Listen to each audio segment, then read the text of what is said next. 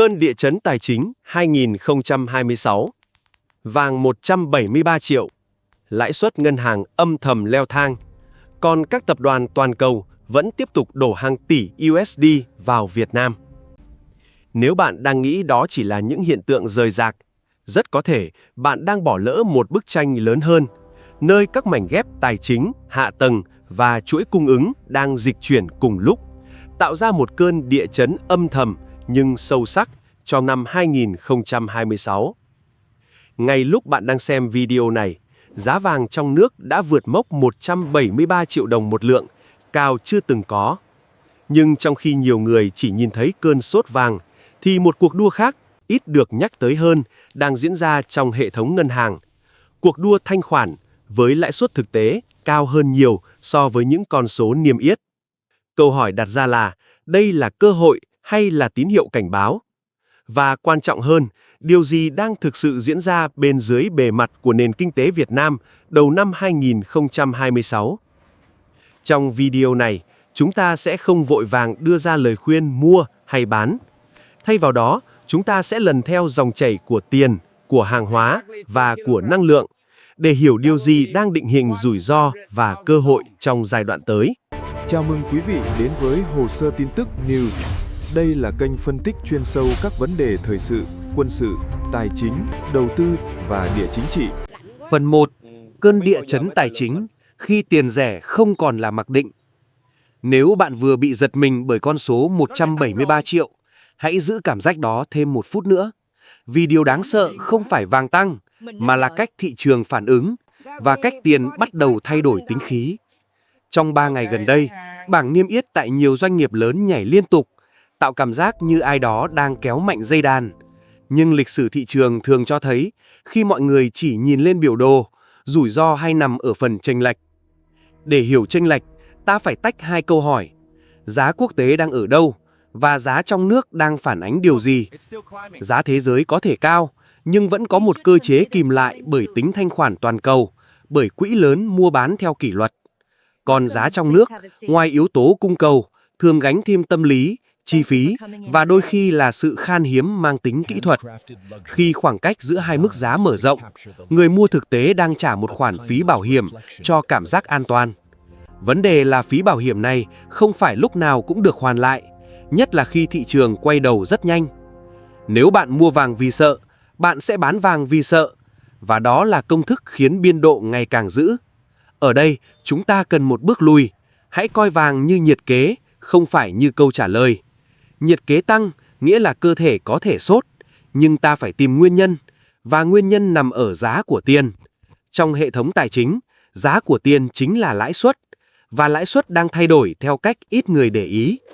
Trên giấy tờ, nhiều ngân hàng vẫn niêm yết mức vừa phải, nhưng thị trường luôn có một lớp thương lượng phía sau con số. Với khoản gửi lớn, với khách hàng ưu tiên hoặc với kỳ hạn phù hợp, lãi suất thực nhận có thể cao hơn đáng kể. Tại sao lại có lớp tranh đó nếu không phải vì ngân hàng đang cạnh tranh để giữ nguồn vốn ổn định? Khi tín dụng đã tăng mạnh trong năm trước, nhu cầu vốn cho nền kinh tế phình ra và thanh khoản trở thành bài toán quản trị. Tiền rẻ từng là giả định, còn bây giờ tiền bắt đầu đắt, dù chưa cần gọi đó là một cuộc thắt chặt chính thức. Sự thay đổi này kéo theo một hệ quả quan trọng cho nhà đầu tư. Chuẩn lợi nhuận kỳ vọng phải được nâng lên. Nếu gửi tiết kiệm đã có mức hấp dẫn, thì mọi kênh rủi ro hơn phải trả thêm phần thưởng nếu muốn giữ chân dòng tiền. Đó là lý do ta thấy thị trường chứng khoán có những phiên hưng phấn rồi trùng xuống, vì dòng tiền ngắn hạn bị kéo co. Bất động sản cũng chịu áp lực tương tự, bởi chi phí vay mua nhà và chi phí vốn của doanh nghiệp đều nhạy với lãi suất. Trong bối cảnh đó, điều khôn ngoan không phải là chọn kênh nào nóng nhất, mà là hiểu dòng tiền sẽ ưu tiên điều gì. Dòng tiền khi sợ hãi sẽ tìm nơi trú ẩn, khi kỷ luật nó tìm nơi có nền tảng, và khi chờ cơ hội nó giữ tiền mặt. Vàng đáp ứng nhu cầu trú ẩn cảm xúc nhưng không tạo ra dòng tiền, trong khi lãi suất cao lại nói rằng tiền mặt đang có giá. Khi hai tín hiệu này xuất hiện cùng lúc, ta đang đứng trước một giai đoạn chuyển pha của thị trường, nơi người thắng là người hiểu cấu trúc. Chuyển pha nghĩa là gì? Những câu chuyện dễ ăn trong năm trước có thể không còn, và các nhánh hưởng lợi mới bắt đầu lộ diện. Tuy nhiên, kịch bản không phải chỉ xoay quanh việc mua hay bán một tài sản, mà là cách nền kinh tế phân bổ nguồn lực. Khi vốn đắt lên, nhà nước sẽ đẩy mạnh đầu tư công để giữ nhịp tăng trưởng và doanh nghiệp sẽ chọn dự án chắc chắn hơn. Đây là lúc các câu chuyện về hạ tầng, logistics và năng lực sản xuất thực tế trở nên quan trọng hơn các lời đồn trên mạng. Nếu bạn hỏi dòng tiền dài hạn sẽ nhìn vào đâu, hãy nhìn vào nơi hàng hóa đi qua, nơi doanh nghiệp đặt nhà máy và nơi điện được truyền tải. Nhưng trước khi sang phần đó, ta cần chốt lại một điều về vàng. Đỉnh giá không nói cho ta biết xu hướng, chỉ nói cho ta biết mức độ căng thẳng. Trong thời điểm căng thẳng, nhà đầu tư dễ bị cuốn vào hành động tức thời, trong khi điều cần nhất là kỷ luật và thông tin. Nếu bạn đang nắm giữ tiền mặt, bạn không đứng ngoài cuộc. Bạn đang mua quyền được lựa chọn khi thị trường tạo ra tài sản giá rẻ. Và để sử dụng quyền lựa chọn đó đúng lúc, bạn phải biết động lực nào của nền kinh tế vẫn tăng, bất chấp biến động tài chính. Ở Việt Nam, một động lực như vậy nằm ở hạ tầng đang hoàn thiện, kéo theo logistics rẻ hơn và năng lực cạnh tranh tốt hơn. Khi đường đi nhanh hơn, cảng xử lý tốt hơn và khu công nghiệp kết nối thuận hơn, dòng vốn sản xuất có lý do để ở lại lâu hơn. Nhưng hạ tầng chỉ là bề nổi. Thứ quyết định nhà máy có chạy hay không là năng lượng, và biến số này đang tạo ra một điểm nghẽn lo nơi năm 2026. Phần 2. Hạ tầng, Logistics, chuỗi cung ứng. Những dòng chảy âm thầm quyết định dòng tiền dài hạn. Nếu phần trước nói về cảm xúc thị trường và giá của tiền, thì phần này nói về nơi tiền thực sự đi tới khi cảm xúc lắng xuống. Trong hầu hết các chu kỳ kinh tế, có một quy luật ít khi thay đổi. Khi tài chính biến động mạnh, dòng vốn ngắn hạn trở nên thận trọng, còn dòng vốn dài hạn bắt đầu tìm đến những nền tảng vật chất của tăng trưởng. Những nền tảng đó không nằm trên bảng điện tử, mà nằm ở hạ tầng, logistics và chuỗi cung ứng. Đây là những yếu tố ít tạo ra lợi nhuận tức thì, nhưng quyết định sức bền của nền kinh tế sau mỗi giai đoạn biến động. Bước sang năm 2026, Việt Nam đang đứng ở một thời điểm đặc biệt khi nhiều dự án hạ tầng lớn được hoàn thiện gần như đồng thời. Các tuyến cao tốc liên vùng, các trục kết nối từ khu công nghiệp tới cảng biển, cùng với việc mở rộng năng lực logistics đang tạo ra một sự thay đổi mang tính cấu trúc. Sự thay đổi này không gây phấn khích trong ngắn hạn, nhưng nó làm giảm chi phí vận hành của nền kinh tế theo cách bền bỉ. Khi hàng hóa di chuyển nhanh hơn, khi thời gian lưu kho giảm xuống và khi chi phí logistics được tối ưu, biên lợi nhuận của doanh nghiệp sản xuất được cải thiện mà không cần tăng giá bán. Điều này trở nên đặc biệt quan trọng trong bối cảnh cạnh tranh chuỗi cung ứng toàn cầu ngày càng gay gắt. Nhiều quốc gia trong khu vực cũng đầu tư mạnh vào hạ tầng, nhưng lợi thế của Việt Nam nằm ở sự kết hợp giữa thời điểm và quy mô. Khi nhiều dự án được triển khai song song, hiệu ứng cộng hưởng bắt đầu xuất hiện. Hạ tầng không chỉ giúp hàng hóa đi nhanh hơn, mà còn giúp dòng vốn ra quyết định dễ hơn. Với nhà đầu tư nước ngoài, một dự án sản xuất chỉ thực sự hấp dẫn khi họ nhìn thấy khả năng vận hành ổn định trong nhiều năm. Điều đó bao gồm đường đi cho nguyên vật liệu, cảng cho xuất khẩu và hệ thống logistics đủ linh hoạt để ứng phó với các cú sốc bên ngoài. Chính vì vậy, làn sóng FDI hiện nay có xu hướng chọn lọc kỹ hơn, nhưng khi đã chọn thì cam kết dài hạn hơn. Một điểm đáng chú ý là cấu trúc của dòng vốn FDI đang thay đổi rõ rệt. Trước đây, Việt Nam thường được nhìn nhận chủ yếu như một điểm đến gia công với chi phí lao động thấp. Hiện nay, ngày càng nhiều dự án hướng tới các khâu có giá trị gia tăng cao hơn, đòi hỏi môi trường hạ tầng ổn định và khả năng kết nối tốt với chuỗi cung ứng toàn cầu. Sự dịch chuyển này tạo ra tác động lan tỏa tới nhiều lĩnh vực, từ bất động sản khu công nghiệp, logistics cho tới các dịch vụ hỗ trợ sản xuất. Tuy nhiên, không phải mọi khu công nghiệp hay mọi dự án hạ tầng đều hưởng lợi như nhau. Dòng vốn dài hạn luôn đi kèm với tiêu chí chọn lọc khắt khe. Vị trí kết nối, khả năng mở rộng và mức độ đồng bộ giữa giao thông và logistics là những yếu tố then chốt. Những khu vực thiếu kết nối hoặc phụ thuộc quá nhiều vào một tuyến vận chuyển duy nhất sẽ dễ bị tổn thương khi chuỗi cung ứng gặp gián đoạn. Từ góc nhìn vĩ mô, việc đẩy mạnh đầu tư hạ tầng cũng đóng vai trò như một công cụ điều tiết chu kỳ kinh tế. Khi khu vực tư nhân trở nên thận trọng vì chi phí vốn tăng, đầu tư công giúp duy trì nhịp tăng trưởng và tạo việc làm. Điều này góp phần giảm thiểu rủi ro suy giảm quá mạnh. Tuy nhiên, mặt trái của quá trình này là nhu cầu về tài nguyên đầu vào, đặc biệt là năng lượng tăng lên nhanh chóng. Khi hạ tầng mở rộng, nhà máy mọc lên và logistics hoạt động với cường độ cao hơn, áp lực lên hệ thống năng lượng trở nên rõ rệt. Ở đây, chúng ta bắt đầu thấy sự giao thoa giữa hạ tầng và một biến số khác mang tính chiến lược hơn. Chuỗi cung ứng không chỉ là câu chuyện của đường xá, cảng biển hay kho bãi, mà còn là câu chuyện của điện, của nhiên liệu và của độ ổn định hệ thống. Một nhà máy có thể đặt ở vị trí rất thuận lợi, nhưng nếu nguồn điện không ổn định, mọi lợi thế khác đều trở nên mong manh. Các tập đoàn đa quốc gia hiểu rất rõ điều này bởi họ đã trải qua những đứt gãy chuỗi cung ứng trong những năm gần đây. Chính vì vậy, khi đánh giá một điểm đến đầu tư, họ không chỉ hỏi về chi phí lao động hay ưu đãi thuế, mà còn đặt câu hỏi về khả năng vận hành ổn định trong nhiều năm. Điều đó bao gồm đường đi cho nguyên vật liệu, cảng cho xuất khẩu và hệ thống logistics đủ linh hoạt để ứng phó với các cú sốc bên ngoài. Chính vì vậy, làn sóng FDI hiện nay có xu hướng chọn lọc kỹ hơn, nhưng khi đã chọn thì cam kết dài hạn hơn. Một điểm đáng chú ý là cấu trúc của dòng vốn FDI đang thay đổi rõ rệt. Trước đây, Việt Nam thường được nhìn nhận chủ yếu như một điểm đến gia công với chi phí lao động thấp. Hiện nay, ngày càng nhiều dự án hướng tới các khâu có giá trị gia tăng cao hơn, đòi hỏi môi trường hạ tầng ổn định và khả năng kết nối tốt với chuỗi cung ứng toàn cầu. Sự dịch chuyển này tạo ra tác động lan tỏa tới nhiều lĩnh vực, từ bất động sản khu công nghiệp, logistics cho tới các dịch vụ hỗ trợ sản xuất. Tuy nhiên, không phải mọi khu công nghiệp hay mọi dự án hạ tầng đều hưởng lợi như nhau. Dòng vốn dài hạn luôn đi kèm với tiêu chí chọn lọc khắt khe, vị trí kết nối, khả năng mở rộng và mức độ đồng bộ giữa giao thông và logistics là những yếu tố then chốt. Những khu vực thiếu kết nối hoặc phụ thuộc quá nhiều vào một tuyến vận chuyển duy nhất sẽ dễ bị tổn thương khi chuỗi cung ứng gặp gián đoạn. Từ góc nhìn vĩ mô, việc đẩy mạnh đầu tư hạ tầng cũng đóng vai trò như một công cụ điều tiết chu kỳ kinh tế. Khi khu vực tư nhân trở nên thận trọng vì chi phí vốn tăng, đầu tư công giúp duy trì nhịp tăng trưởng và tạo việc làm. Điều này góp phần giảm thiểu rủi ro suy giảm quá mạnh. Tuy nhiên, mặt trái của quá trình này là nhu cầu về tài nguyên đầu vào, đặc biệt là năng lượng tăng lên nhanh chóng. Khi hạ tầng mở rộng, nhà máy mọc lên và logistics hoạt động với cường độ cao hơn, áp lực lên hệ thống năng lượng trở nên rõ rệt. Ở đây, chúng ta bắt đầu thấy sự giao thoa giữa hạ tầng và một biến số khác mang tính chiến lược hơn. Chuỗi cung ứng không chỉ là câu chuyện của đường xá, cảng biển hay kho bãi, mà còn là câu chuyện của điện, của nhiên liệu và của độ ổn định hệ thống. Một nhà máy có thể đặt ở vị trí rất thuận lợi, nhưng nếu nguồn điện không ổn định, mọi lợi thế khác đều trở nên mong manh. Các tập đoàn đa quốc gia hiểu rất rõ điều này bởi họ đã trải qua những đứt gãy chuỗi cung ứng trong những năm gần đây. Chính vì vậy, khi đánh giá một điểm đến đầu tư, họ không chỉ hỏi về chi phí lao động hay ưu đãi thuế, mà còn đặt câu hỏi về khả năng vận hành ổn định trong nhiều năm.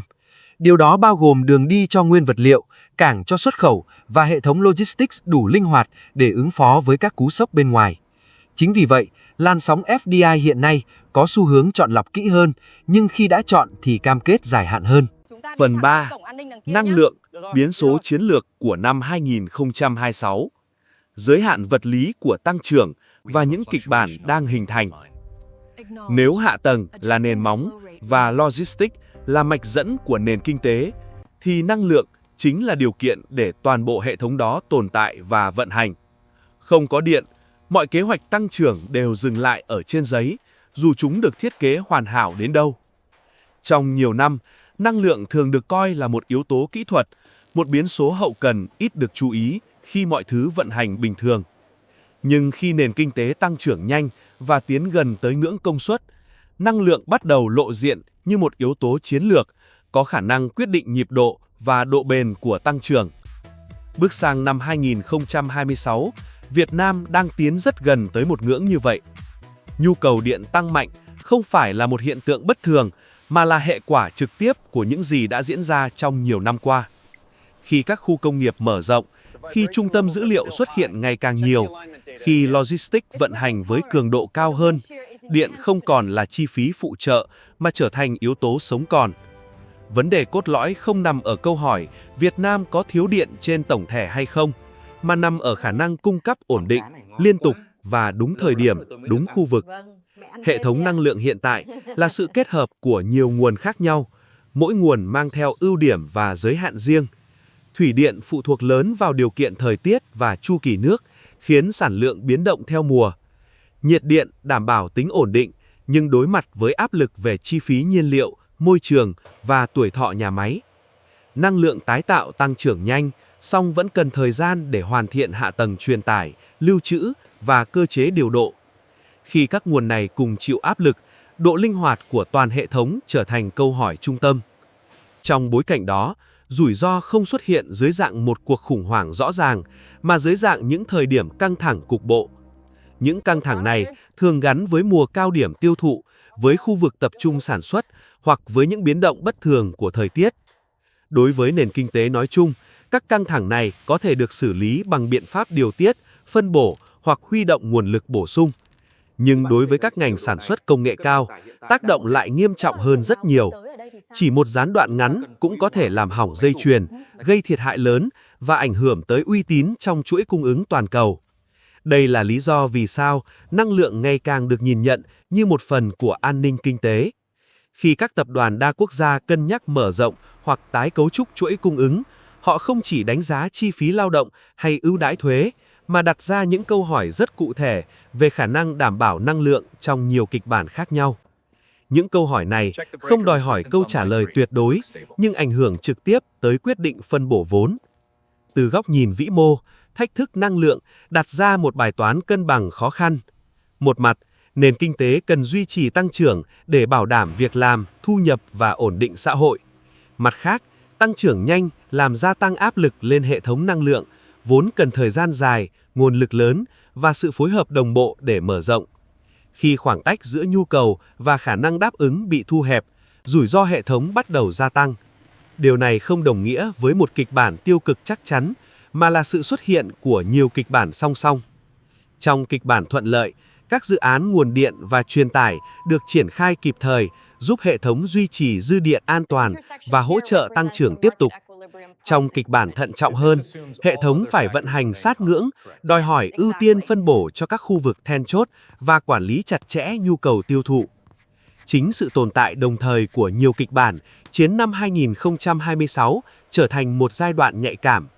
Đối với nhà đầu tư, năng lượng không chỉ là câu chuyện của riêng ngành điện, mà là một thước đo rủi ro gián tiếp cho nhiều lĩnh vực khác. Doanh nghiệp nào có khả năng thích ứng tốt, có phương án dự phòng hoặc tham gia vào chuỗi giá trị liên quan đến năng lượng sẽ có lợi thế rõ rệt hơn trong môi trường bất định.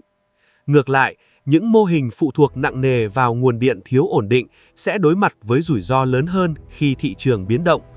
Ở cấp độ quốc gia, năng lượng gắn liền với độ tin cậy của chuỗi cung ứng và vị thế trong mạng lưới sản xuất toàn cầu. Một nền kinh tế muốn tham gia sâu hơn vào chuỗi giá trị, không thể để năng lượng trở thành điểm nghẽn kéo dài. Vì vậy, các quyết sách liên quan tới năng lượng trong giai đoạn này mang ý nghĩa dài hạn, vượt ra khỏi khuôn khổ của một chu kỳ kinh tế thông thường.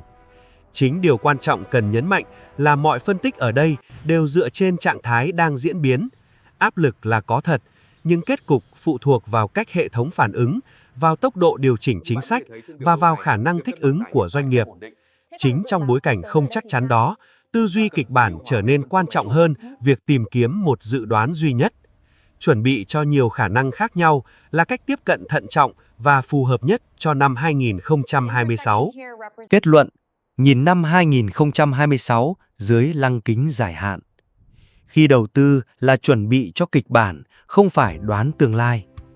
Khi ghép lại toàn bộ những gì đã phân tích, bức tranh của năm 2026 hiện ra không theo một đường thẳng mà như một hệ trục nhiều chiều.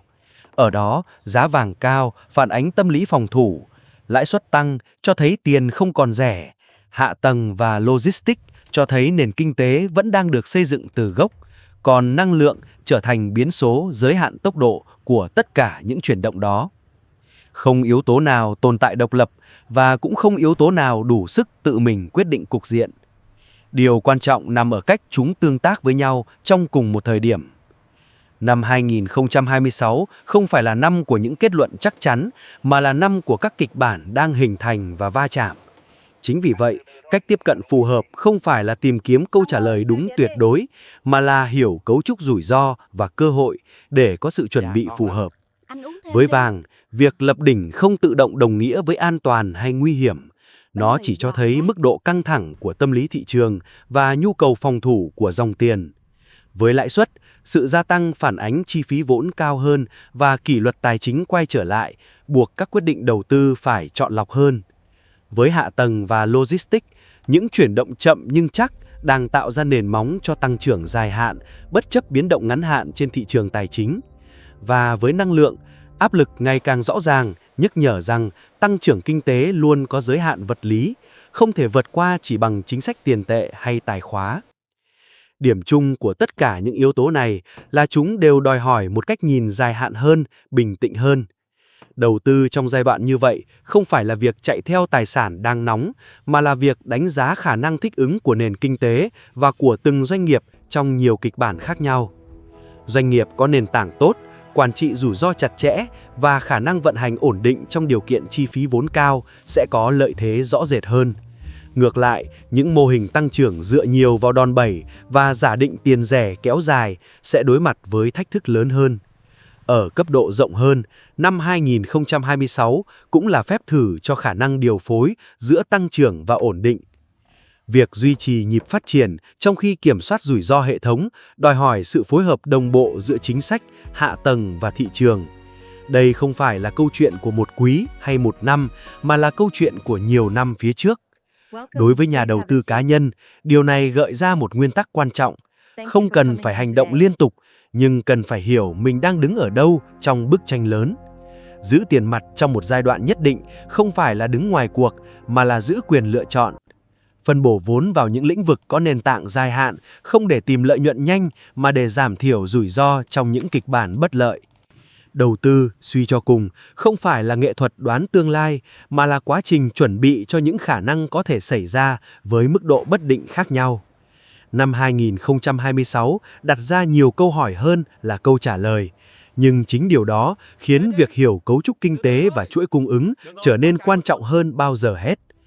Nếu bạn nhìn được bức tranh dài hạn, bạn sẽ không bị cuốn theo từng biến động ngắn hạn. Và đó cũng chính là giá trị cốt lõi mà kịch bản này muốn mang lại.